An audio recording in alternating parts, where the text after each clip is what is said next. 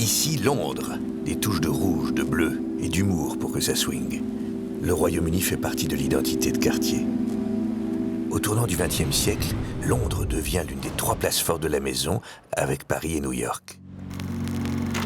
À Londres, dès 1902, le style de quartier rencontre l'inimitable twist british. Alors, laissons la pluie sur le quai.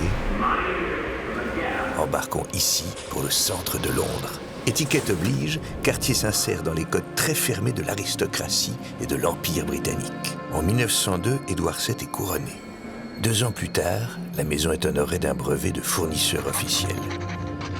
Cartier devient pour lui le joaillier des rois et le roi des joailliers.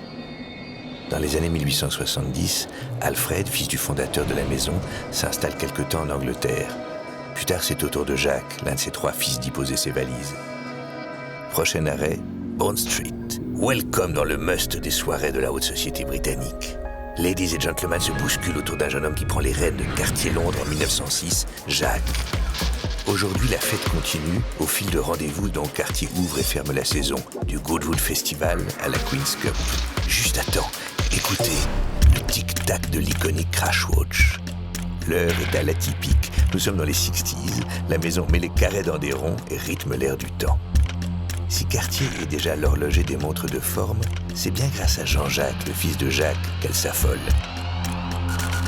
Un twist à l'anglaise, un sens de l'humour et du décalage qui va influencer la création maison depuis Londres.